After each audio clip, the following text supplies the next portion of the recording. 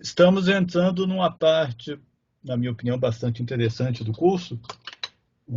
Até aqui, com sistemas combinacionais, a gente faz coisas do tipo detectar erros, trocar de código, passar de código para o outro, comparar números, decidir para onde vai um dado, de onde vem um dado, e operações aritméticas. Todas coisas muito interessantes, mas boa parte do nosso interesse em sistemas digitais é na questão do processamento de informações. Para processar informações, você precisa que a sua saída dependa do que aconteceu antes, coisa que até agora a gente não sabia fazer. E é o que a gente começa agora, é o que vai nos dar, eu acho, uma flexibilidade e novas possibilidades de projeto. Então, são sistemas sequenciais, eu fiz essa distinção lá no começo do curso. O sistema que só depende das entradas, desse momento, é um sistema combinacional, ele só depende da combinação das entradas. O sistema sequencial depende, eventualmente, de uma sequência de entradas. Em outras palavras, ele tem memória. Tá? Alguns exemplos. Um circuito que recebe bits de uma linha serial, né? A gente viu como mandar bits por um código em uma linha só, fizemos isso. Bom, do lado de lá eu tenho que receber esses bits um de cada vez e montar a palavra de novo em paralelo, né? Nós não vimos como fazer isso, não vimos como fazer isso, porque eu preciso guardar o valor dessas palavras anteriores até completar os 8 ou 16 ou 32 bits. Então, o conversor série paralelo não é uma coisa que a gente sabia fazer. Um circuito que a cada sinal de entrada soma uma saída, em outras palavras, um contador. Então, eu quero saber quantas vezes aconteceu tal fenômeno. Eu tenho que guardar quantas vezes aconteceu até agora para poder calcular corretamente o próximo número. A gente sabe somar um, mas não sabe guardar o valor atual para o uso futuro. Aqui um exemplo mecânico, tá? Não é de digitais. Um cadeado daqueles com segredo, que você tem que colocar uma sequência de números. Você tem que andar para a direita e colocar 5, e depois voltar e colocar 17. Esse sistema depende de uma sequência. Observe, esse aqui, não. Esse cadeado aqui é combinacional. A versão desse a gente sabe fazer com o que viu até agora. Nós até já fizemos exercícios assim, que o usuário tem que acertar uma certa chave. Você pode imaginar que ele vai entrar com bits aqui, esses bits vão ser decodificados, vão acionar MUX ou vão entrar em um circuito lógico e você vai dizer se ele acertou ou errou a chave. Mas isso a gente não sabe fazer ainda, né? Se ele colocou primeiro o número tal e depois o número tal e depois o número tal, a gente não sabe fazer isso até agora. Saberemos em breve. A primeira coisa que a gente precisa, nós queremos um sistema que tenha memória. Então, eu preciso de um sistema físico que tenha pelo menos 2 estados estáveis. O que são estados estáveis? Estados em que, se eu deixar ele quieto lá, ele não se mexe. Tá? Definição de estabilidade existem muitas, são muito diferentes, mas falando numa linguagem muito simples.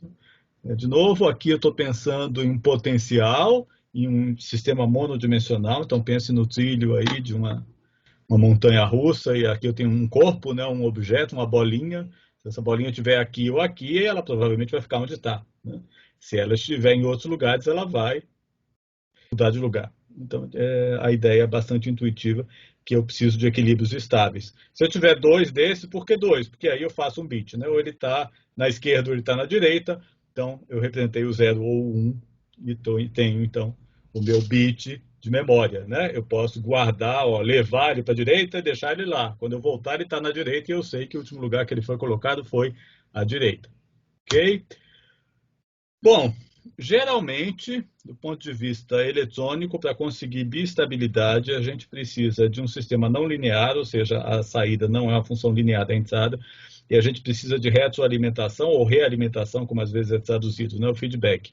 Pegar sinais da saída e trazer de volta para a entrada. A gente vai fazer isso o tempo todo, né? A partir de agora. Aqui tem uma simples porta inversora. Ela tem uma relação não linear, né?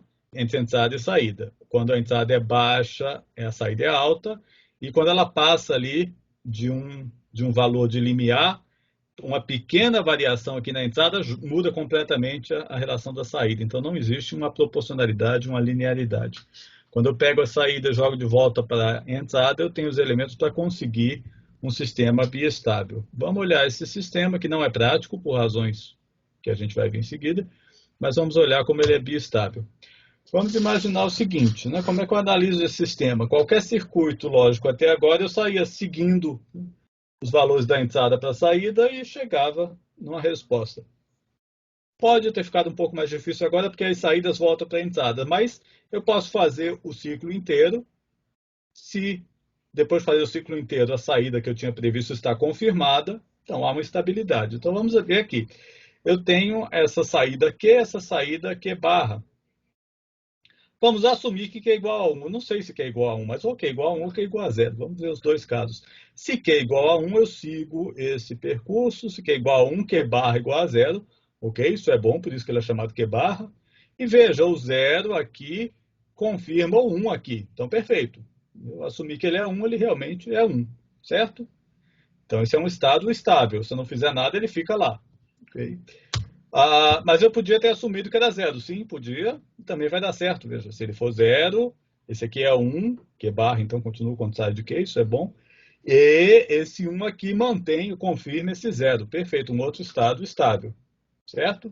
Então, esses dois estados são possíveis. Depois a gente vê o problema, que não vai ter solução aqui, de saber em qual dos dois estados ele está no instante do tempo. Ainda existe, agora a gente tem que esquecer zeros e uns, lembrar que isso são circuitos elétricos, eles funcionam uma faixa contínua de valores. Tá? Existe uma possibilidade de ter algum intermediário por aqui, que vai me dar algum intermediário por aqui e vai confirmar algo intermediário por aqui. Ele está no meio do caminho aí, nem no zero nem no 1. Tá? E aí a inversão, como aqui não é nem 0 nem 1, a saída não é nem 0 nem 1, fica tudo ali perfeitamente simétrico. Observem que isso é uma teoria, tá? Isso é uma coisa absolutamente teórica. Vocês não vão, se vocês ligarem isso, infelizmente não temos mais laboratório, mas se vocês ligarem duas inversoras assim no laboratório, vocês vão encontrar que é igual a 1. De repente, se vocês ligarem e ligar de novo, vão encontrar que é igual a 0, mas vocês não vão encontrar esse Q no meio do caminho aí, tá? Em 2,5 volts, vamos dizer assim, tá? E por que não? É pela mesma razão que esse ponto aqui, lá na montanha-russa, eu nem falei, ele também é um equilíbrio. Em tese, se eu equilibrar essa bolinha exatamente aqui no meio do ponto de simetria, ela também não sai do lugar. Qual é o problema aqui? Qualquer perturbação tira você desse ponto de equilíbrio. É diferente daqui, uma perturbação para a direita vai tender a me levar de volta para a esquerda, aqui é o contrário. Qualquer mínima perturbação para a direita vai me levar mais para a direita, e eu saio desse ponto. Aqui é a mesma coisa. Vamos supor que Q e Q bar estão exatamente, é tudo simétrico, as duas portas são idênticas, tá? E está tudo simétrico para que as duas saídas estejam no meio do caminho, nem no 0 nem no 1. Aí, por alguma razão, tá? A alimentação dessa porta aqui teve uma pequena sobretensão, houve uma flutuação na rede elétrica, aqui em vez do meio ficou meio mais um pouquinho, tá? Mais 1 bilionésimo de volt. Por causa dessa inversora, esse mais 1 bilionésimo de volt vai abaixar, e mais do que 1 bilionésimo, né? Lembra da não linearidade, ele abaixa violentamente fora desse ponto de equilíbrio. E aqui vai cair. Rapidamente, esse negócio vai para 0 e o outro vai para 1. Eu não consigo mantê-lo nesse ponto instável, e é por isso que eu falei que você nunca vai obter. Tá? Mas conseguimos 2 pontos estáveis possíveis, o que é bom. Só tem um problema com esse nosso circuito. Eu não tenho entradas. Né? Um circuito sem entradas não é muito bom. A única coisa que eu posso fazer aí é, como eu falei para vocês, ligar e ver o que vai acontecer. Isso não é muito interessante, não parece muito engenharia, né? Pode dar 1 e pode dar 0. Não é assim. A gente quer um sistema que eu possa levar para 1, ou levar para 0, ou deixar ele quieto onde ele estava antes. Tá? Eu não tenho isso ainda. Ok? Bom, não é muito difícil. Eu preciso aí, essa ideia geral de ter portas, uma estrutura meio simétrica e uma ligação da entrada para a saída, eu posso manter. O que eu preciso é ter, além dessa entrada interna aqui das portas, uma segunda entrada que eu possa controlar de fora. Então, eu não vou usar inversoras. Vou usar, por exemplo, um AND ou um ANOR. Antes de chegar lá, vou fazer uma diferenciação aí. Alguns autores passam por cima disso. Todos os elementos que a gente vai chamar, eles chamam de flip-flops.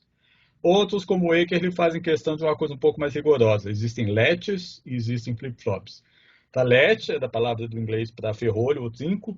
Ele tem 2 estados possíveis e a qualquer momento eu posso intervir e mandar de um estado para o outro. Né?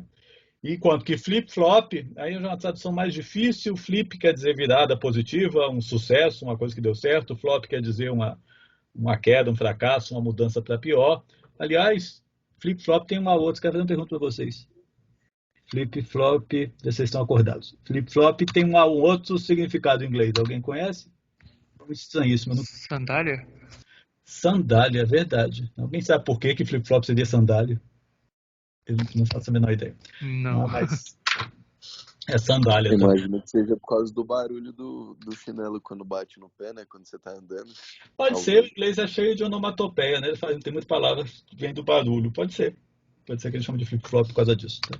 Mas então também significa sandália. Vamos voltar lá no... Ficou um pouco vago aqui o que é esse instante específico que ele pode mudar. A gente vai falar disso mais à frente, certo? Mas vamos falar do nosso primeiro LED. Como eu falei, em vez de uma inversora, eu preciso de entradas. Então não pode ser mais uma porta de uma entrada só, que é a inversora, eu preciso de duas. Vamos tentar uma nora aqui e ver o que acontece. Tá? Veja que agora mudou um pouquinho, né? Eu tenho entradas realmente independentes e eu voltei a ter meu Q e Q barra. Vamos avaliar o que acontece, ok? Vamos lá. Então, tem duas entradas, SR vem de set e reset. Né? Set é armar, preparar, e ela vai ser a entrada que leva ao estado 1. Ao estado Q igual a 1. Ele tem duas saídas simétricas. Né? Vamos ver por quê. Bom, é muito simples. Isso é uma porta NOR. Se uma das entradas dela é 1, a saída é 0. Tá?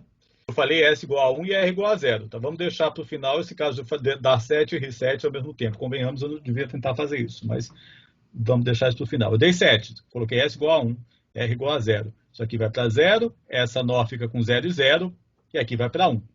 Ok? Aí você vai dizer, que jeito complicado de conseguir 1, não era só... Eu já tinha 1, isso para conseguir 1, que coisa complicada. O interessante não é isso, é o que acontece quando você volta de 1 para 0 aqui. Então eu levei para 1, tá? Aquela ambiguidade, eu não sei se está em 1 ou 0, eu posso decidir, eu quero levar para 1, dei 7 igual a 1. O interessante é o que acontece agora quando eu levo S para 0. Tá?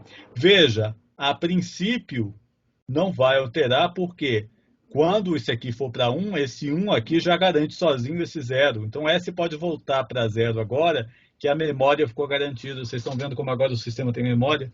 Eu vou manter aqui, porque esse 1 que veio primeiro da minha entrada independente, agora está vendo de dentro do circuito dessa realimentação. Então, quando eu passar de 1 para 0, eu vou manter o 0 aqui e manter o 1 aqui. Certo? Então, eu dei um comando, e quando eu tirei esse comando, ele ficou no estado para onde eu mandei ele. Ok? Essa é a característica interessante. Então, está aqui, ó, set igual a 1, reset igual a 0, Q vale 1 e Q barra vale 0. Vocês podem estar, se vocês prestarem atenção no que eu vim falando, estranhando que eu esteja querendo mostrar uma tabela verdade para vocês. Afinal, eu acabei de dizer que nós vamos ver sistemas que não dependem só da entrada atual, dependem também do passado. Mas essa tabela verdade é um pouco curiosa, ver que algumas saídas dela dependem do que aconteceu no passado, tá vendo? O último Q e o último Q barra. Então, vai funcionar. Vamos ver naturalmente o caso do comando reset. Eu coloco S em 0 e R igual a 1. Independente do valor de Q ou Q barra, esse 1 força Q para 0. Tá? E vai acontecer a mesma coisa. 0 e 0 aqui vai criar um novo 1 aqui. E agora eu posso voltar o reset para 0 e o Q vai ser mantido. Então eu vi aqui meu segundo estado, né? 7, 0, reset 1, Q é 0. E tanto por esse slide como pelo anterior, já vi que quando 7 e reset for 0, ele está no último Q. O Q está no último Q, o Q barra está no último Q barra. Ou seja, eu estou no estado memória, o estado que ele se lembra do que aconteceu. Qual é esse valor de Q? Depende do que aconteceu no passado. Veja, se eu acabei de ligar esse circuito, do jeito que ele está aí, sem entradas adicionais, eu não sei, continuo não sabendo se ele vai para 0 ou para 1. Continua sendo verdade que ele vai para 0 ou para 1. Tá? Uma dessas portas vai ser mais rápida que a outra, vai ganhar a primeira dessa corrida aqui, vai levar para 0 a sua saída, forçando a outra para 1. Ok? Mas, se eu dei um set, eu dei um reset, e agora voltar para 0, ele vai lembrar do último valor. Então, está aí a base do nosso sistema que vai ter memória. Ok? Vamos lá, isso aqui é um tanto polêmico e sem necessidade, tá? No LET SR, o estado S igual a 1, R igual a 1. Bom, em primeiro lugar, não devia fazer isso, né? Um é o 7, o outro é reset, por que eu vou dar 7 e reset ao mesmo tempo? Só que as coisas não funcionam assim, não posso garantir que duas entradas independentes não vão para 1 ao mesmo tempo. Né? E o que acontece? Veja, a princípio, nada demais, né? Se R igual a 1 e S igual a 1, as duas saídas são 0. Ok? E está aqui, ó. Por que eu falei que há polêmicas desnecessárias aqui? Bom, primeiro, esse é um estado meio esquisito, né? É claro que quando eu chamei Q e Q barra, eu queria que um fosse o contrário do outro. Quando os dois estão em zero, tem alguma coisa estranha, ok? Então, agora, o que acontece? Lembra, quando eu dei 7 com R igual a zero e voltei para zero, ficou muito claro o que ia acontecer. Ele ia manter em 1. Quando eu dei R7, depois voltei o R para zero, com o S em zero, muito claro o que ia acontecer. Ele ia manter em zero. O problema agora é o que acontece se eu voltar para zero os dois ao mesmo tempo. Eu vou ter que definir melhor o que é esse ao mesmo tempo. Né? Nada acontece ao mesmo tempo. Mas rápido bastante, vamos dizer assim. Né? Quase ao mesmo tempo. Ou vamos imaginar, teoricamente, que é rigorosamente ao mesmo tempo, né? Com precisão de milionésimo de segundo. Veja, eu vou estar exatamente naquela situação de ter acabado de ligar o circuito. Eu não sei quem vai para zero, quem vai para 1 primeiro. Certo? Então, duas coisas esquisitas sobre o R igual a 1 e S igual a 1, e eu vou acabar com isso daqui a pouco. Tá? Eu não vou usar muito esse LET, é muito mais didático do que prático. Duas coisas esquisitas. Q fica igual a Q barra. E essa é mais grave, se eu voltar os dois ao mesmo tempo, muito próximo, para zero, eu não sei o que vai acontecer. Né? Por causa disso, vocês vão encontrar até em livros umas coisas estranhíssimas sobre esse estado. Né? A primeira coisa que vocês vão ler é que SR, S igual a 1, R igual a 1 é um estado proibido. Esse é um nome muito bizarro para um circuito elétrico. Né? O que exatamente é o estado proibido? A polícia vai aparecer e proibir, o circuito vai pegar fogo, vai haver uma contradição no universo. O que eu quero dizer com proibido? Essa é uma expressão meio sem pé nem cabeça. Né? Mas é engraçadinha. Agora, a outra que eu não acho nem engraçadinha é dizer que é um estado indefinido. Não tem absolutamente nada de definido. Está aqui ele. Ó. Que é igual a zero, que é barra igual a zero. Que indefinição que existe. Ele é tão definido quanto os outros. É mais sutil que isso. Ele vai para um estado do qual eu tenho que tomar cuidado ao sair. Ok? Então, lamento, vocês vão achar até em livro isso, mas não é verdade que S igual a 1, R igual a 1 seja um estado proibido ou indefinido. Eu acho que o Wake ele não fala assim, não. Tá? Mas, de fato, é um estado pouco útil. Né? Isso a gente já sabia. Se 7, um é 7, o outro é R7, tá aqui que eu vou dar os dois ao mesmo tempo. Daqui a pouco eu vou fazer uma mudança interna aqui para não ter essa ambiguidade. Tá? Mas eu acho importante a gente entender que não é verdade que esse estado seja indefinido e certamente não é contra a lei colocar esse LET nesse estado. Nós vamos fazer muito isso aqui, tá? E eu preciso que vocês entendam esses diagramas, porque bom, em primeiro lugar, o jeito mais fácil de saber se vocês entenderam esses LEDs é pedir que vocês façam os diagramas desses. Tá? Então aqui eu estou imaginando uma forma de onda, o tempo está indo para a direita, apesar de eu não ter indicado, forma de onda para o S e para o R, e eu quero Q e Q barra. Essa cobrinha mal desenhada aqui é para me lembrar que a rigor, quando começou com S igual a R igual a zero, eu sei que Q é zero ou Q é 1, mas eu não sei qual das duas opções é verdadeira. Tá? Então, até o momento que exista um set ou um reset, tem essa ambiguidade aqui. Eu não sei o estado inicial. Tá? Pode ser que a pessoa que esteja testando vocês fale, assuma que Q é igual a zero no começo. Ok, assumimos. Aí, naturalmente, Q barra igual a 1, não tem ambiguidade. Né? Então, veja, aqui eu não estou representando atrasos, tá? A gente vai ter que falar um pouquinho de atraso, porque agora esse negócio da saída, assumir um valor e voltar para garantir esse valor na entrada pode me dar problemas com atraso, né? Por isso que eu já estou devendo para vocês explicar o que é que eu quero dizer que o flip-flop só muda num instante de tempo, instante é uma coisa meio difícil de definir, e SR voltar ao mesmo tempo, né? As coisas nada acontece ao mesmo tempo. Vamos ver isso mais para frente. Então aqui, vamos acompanhar, deu um 7. Não há nenhuma ambiguidade, Q vai para 1 e Q barra vai para 0. Pode ser até que eles já estavam, né? A gente não sabe. Mas daqui para frente a gente não tem mais dúvida. S caiu, problema nenhum. S igual a 0, R igual a 0, ele mantém o estado anterior, Q barra mantém a outra inversão. Aqui eu dou um reset, né? Imediatamente. Eu estou representando um pouquinho de atraso aqui, né? Às vezes sim, às vezes não, está meio confuso. Vejo que eu levei um pouquinho de tempo aqui para fazer Q igual a 0 e Q barra igual a 1. Então ele vai para 0, eu dei o reset aqui, né? Sem problema. Voltei a dar 7, ele voltou para cá. Agora aqui, veja só, eu entrei no tal do estado proibido. Vê que não acontece nada demais, né? S igual a 1 e eu subi R. Q igual a 0, Q barra igual a 0, por causa do jeito que o circuito é feito, tá? Sem nenhuma ambiguidade, sem nenhum problema. E veja, como aqui eu desci S e mantive R igual a 0, também não houve nenhum problema. O Q fica em 0, mas eu voltei para o meu estado reset, então o Q barra subiu. O único problema é isso aqui. Ó. Aqui sim, eu tenho uma coisa complicada nesse LED.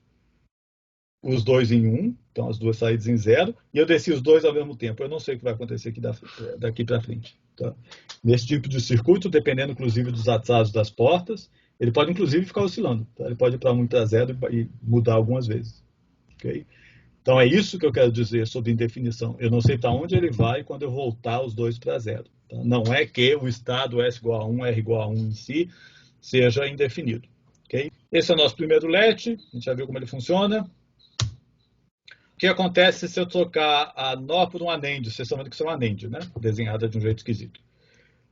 Basicamente, eu vou ter o chamado LET S barra R barra, ou seja, eu vou ter o mesmo LET, só que agora centrado em ativo baixo. Eu dou um set levando o set para 0 e mantendo o reset em 1. Eu dou um reset levando o reset para 0 e mantendo o set em 1. Se nenhum dos dois for acionado, o que significa os dois em 1 agora, né? Lembra, é ativo baixo. Eu mantenho o estado anterior, e o meu estado esquisito, que eu me recuso a chamar estado proibido, é agora o S igual a 0, o R igual a 0. Aqui tem uma simetria, né? Lá ele levava Q e Q barra para 0, aqui ele leva Q e Q barra para 1, mas o que interessa é que eu estou num estado estranho, porque Q é igual a Q barra, e principalmente eu tenho que tomar cuidado, se eu voltar os dois para 1 ao mesmo tempo, eu não sei o que vai acontecer. Certo? Mas aqui não tem nenhuma novidade, é só um LET SR, mas as coisas em ativo baixo eu levo para 0 para dar o comando. Ok?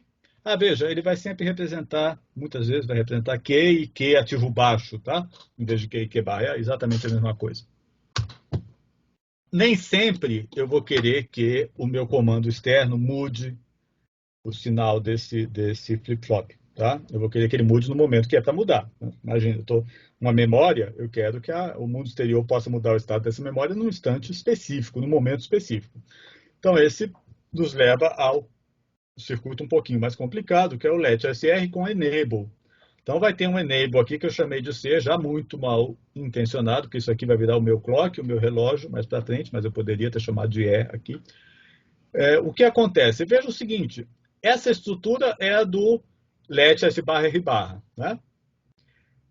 Com essas portas NAND, veja o que acontece de interessante. Enquanto C for 0, necessariamente aqui é 1, aqui é 1, que é aquele modo em que o S barra R barra está mantendo a memória anterior.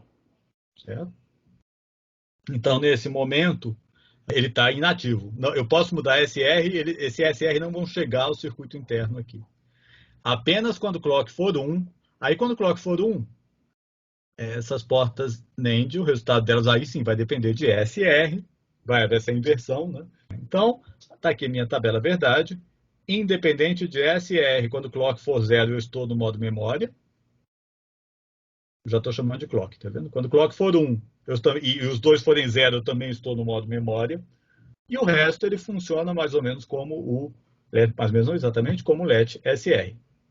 Ok? Estão vendo aí? Com isso eu consegui que ele só possa mudar no instante específico de tempo. No instante não, com um valor específico da variável de entrada. Eu já falei isso antes e também não está muito correto. Eu vou agora acabar com aquele problema inconveniente de ter dois sinais independentes que, a rigor, só funciona se eu acionar só um deles, já da maneira mais simples possível. Eu vou pegar aquele S e aquele R e inverter. Tá? Então, eu garanto que um é o contrário do outro, já que desapareceu aquele estado esquisito em que os dois são, ou são 0, dependendo da ativação baixa. Eu me lembrei que eu precisava falar mais uma coisa para vocês. Tá? Lá no comecinho, esse circuito aqui. Eu me surpreendi bastante colocar uma vez numa prova, eu coloquei esse circuito sem os labels. Tá? E eu perguntei, diga quem é R, quem é S, quem é Q e quem é Q barra. Observe uma coisa, esse circuito é completamente simétrico. Não tem nenhuma regra. A porta de cima é o R. Tá? Quem é que define quem é R e quem é S?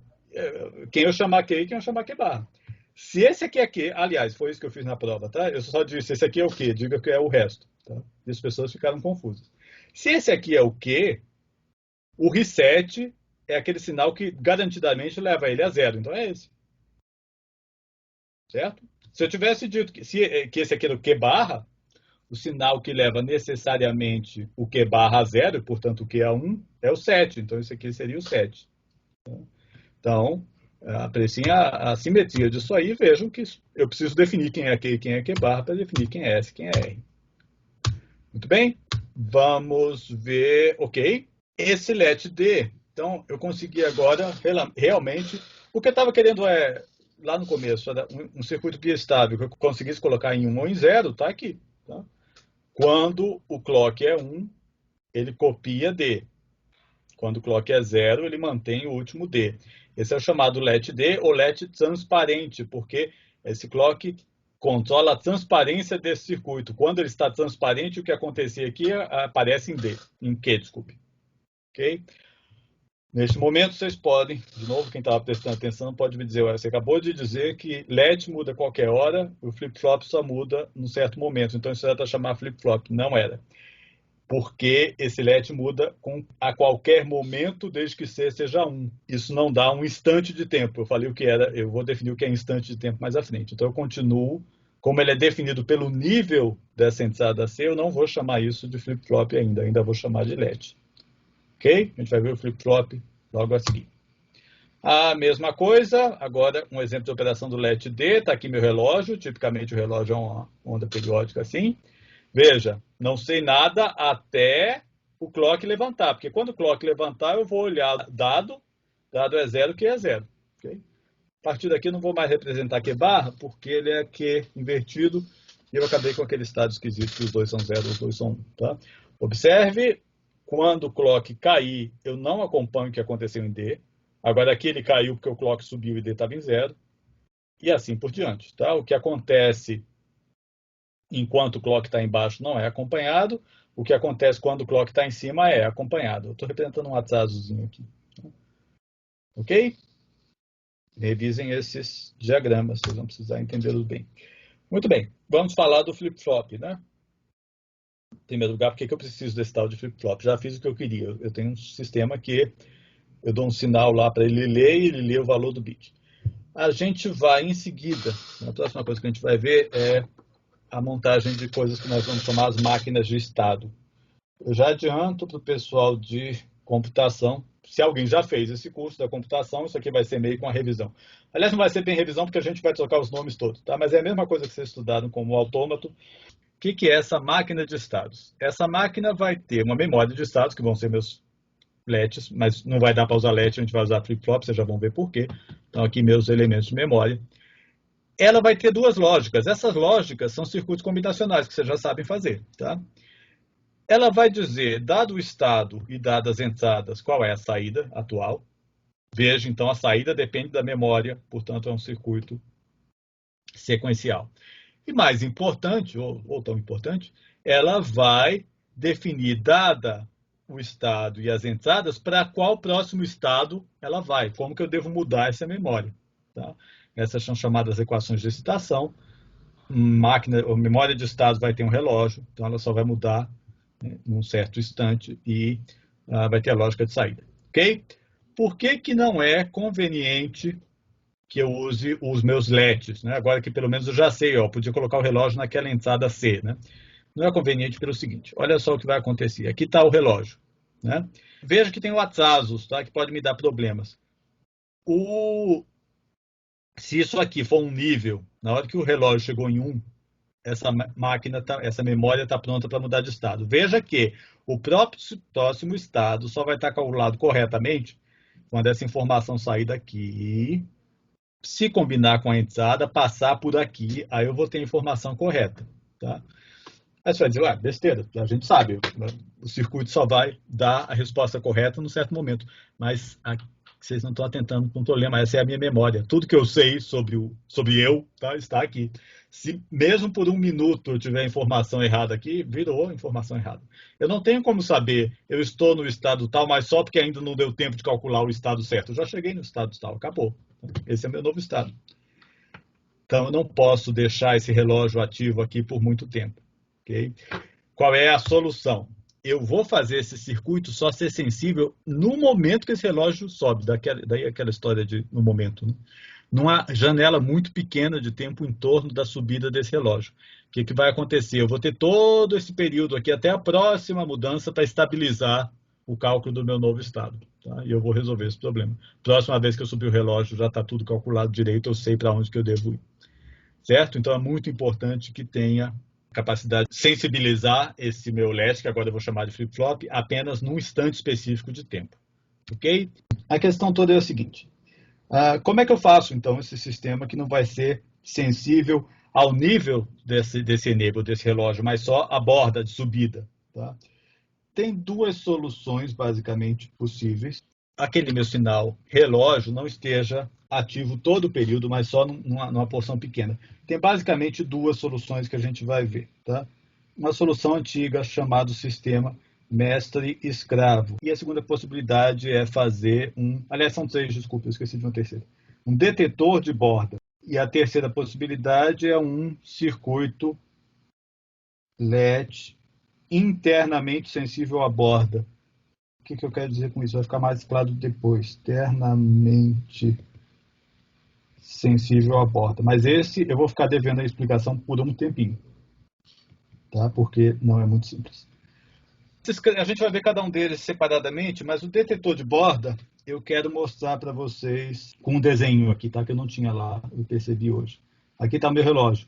Então, meu relógio está em 0, vai para 1. E eu quero que aquele enable do meu circuito lá só esteja ativo por aqui, né? Um tempinho em volta dessa subida. Não quero que ele esteja ativo todo o tempo que ele está em 1. Uma solução que é a solução uma das soluções mais modernas, tá? Mas não funcionava antes, por razões que a gente vai ver, é fazer o seguinte. Imagina uma porta E, não aí, né? Não aí. Eu coloco o meu clock aqui, tá? E eu coloco a inversão do meu clock aqui. Parece uma maluquice, né? Isso vai dar 0, né? Estou colocando clock E, não clock, dá 0. Vocês estão pensando logicamente, mas não estão pensando eletricamente, tá? O que vai acontecer quando... Então, vamos lá. De fato, ele dá 0, mas na subida de 0 para 1, vai ter um momento em que esse cara é 1, e esse aqui ainda é 1 porque a inversora não atuou ainda. Tá? Então, nessa hora, um instante muito pequeno, vamos colocar a saída aqui. Vamos colocar isso aqui como enable, né? Daquele circuito. Aqui está meu enable, e aqui está meu circuito. Esse clock pode ficar em 1 tempo que for, eu só vou dar um pulso, tá, de habilitação. Então, ele só vai copiar o valor do novo estado aqui no finzinho desse ciclo. Tá? Essa é uma saída. Essa eu vou ficar devendo para vocês. O LED que a gente construiu é muito simples. Tá? Se eu fizer um LED mais complicado, com realimentações mais complicadas, eu consigo que ele seja sensível só à borda, mas esse eu vou ficar devendo por enquanto. E vamos ver a solução mestre-escravo, como eu falei, ela é meio antiquada. Ok? Vou voltar aqui para as nossas apresentações. Qual é a ideia? Usar dois flip-flops, naturalmente um vai ser o mestre, outro vai ser o escravo. Eu tenho meu dado e a minha saída, só que eu tenho dois flip-flops, desculpe, dois LEDs.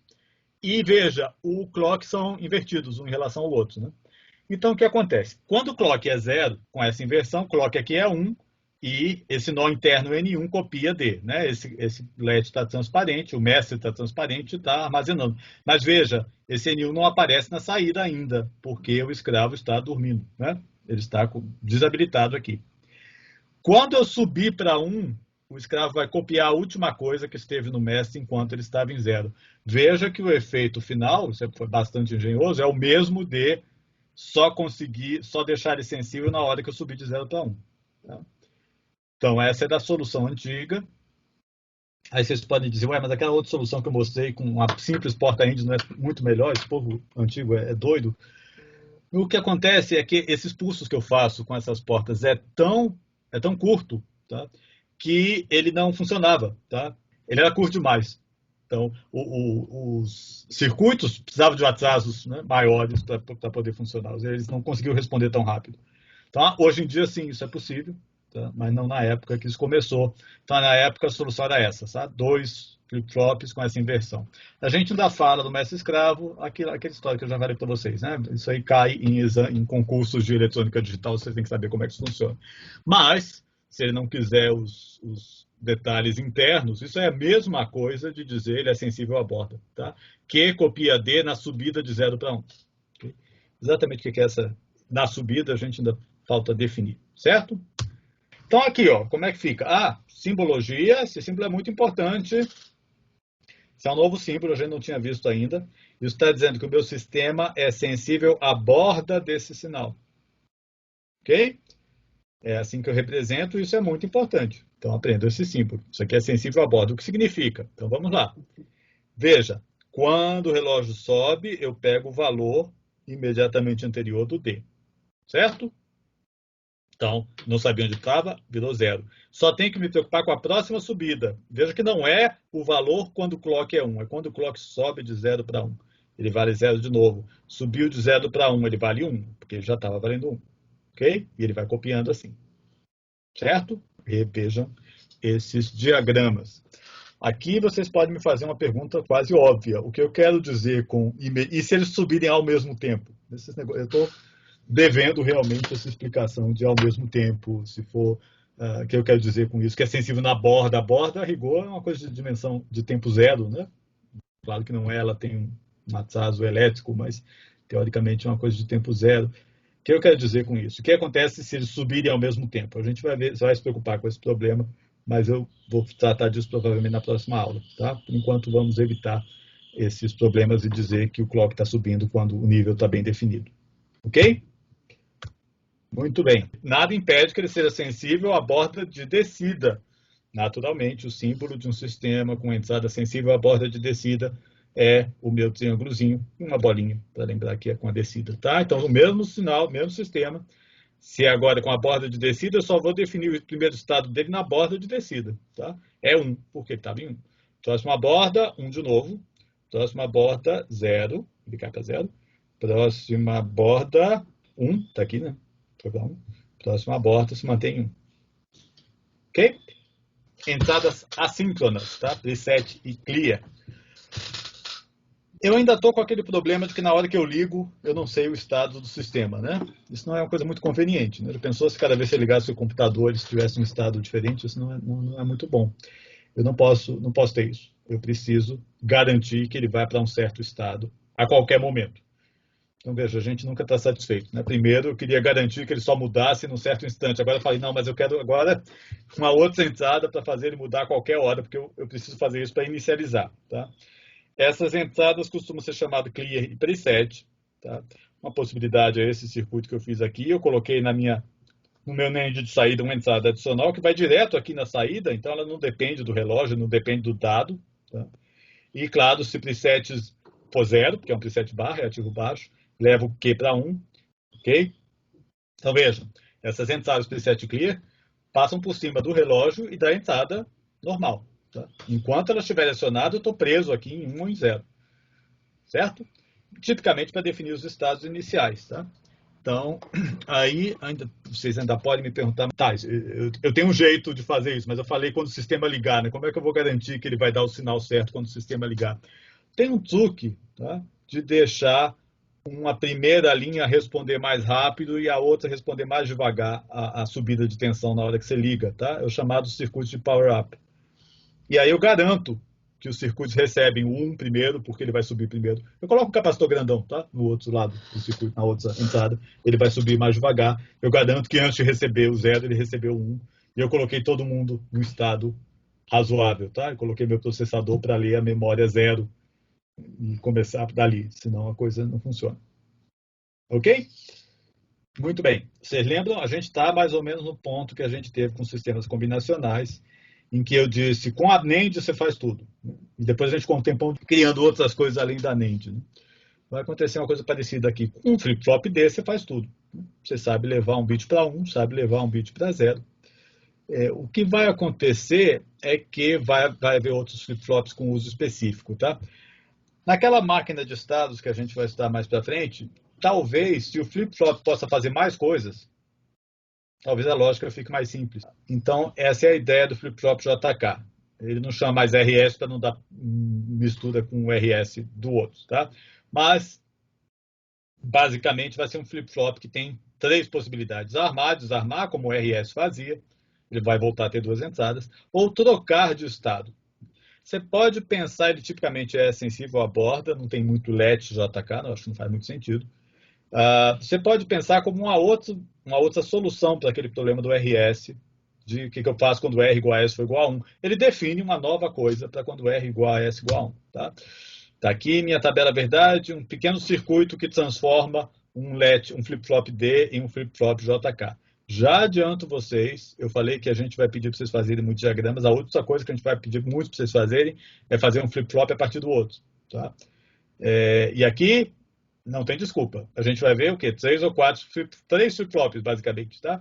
Vocês podem treinar a fazer qualquer um de qualquer outro, dará 9, não é nada, não são 4.000 combinações possíveis, tá? Então, não quero reclamações de não ter praticado isso. Pratiquem todas essas possibilidades. A gente vai ver como fazer isso mais à frente. Tabela verdade, depois a gente explica o circuito. Então, com clock em 0, nada muda. Com clock em 1 nada muda. Que circuito é esse? O que ele faz? Ele não faz nada com 0, não faz nada com 1. É a história da borda, tá? Ele só é, tá vendo? Ele é sensível à borda. Então, a gente representa assim na tabela verdade. Na transição de 0 para 1, aí que vai fazer coisas interessantes. J igual a 0, K igual a 0, mantém. J igual a 0, K igual a 1, saída 0. Vejo o K é o meu reset. J igual a 1, K igual a 0, Q igual a 1. Então, J é o meu set. Mas agora eu acabei com aquela ambiguidade. J igual a 1, K igual a 1, ele inverte o valor. Tá? Se era 1, passou para 0. Se era 0, passou para 1. Ok? Várias formas de fazer isso. Mas aqui está uma.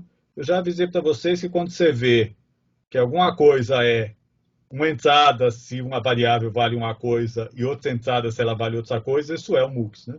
Isso aqui é um MUX disfarçado. Ele está selecionando o que vai para o D. Tá? E a gente pode facilmente ver que essa tabela verdade está certa. Se J e K for 0, tá?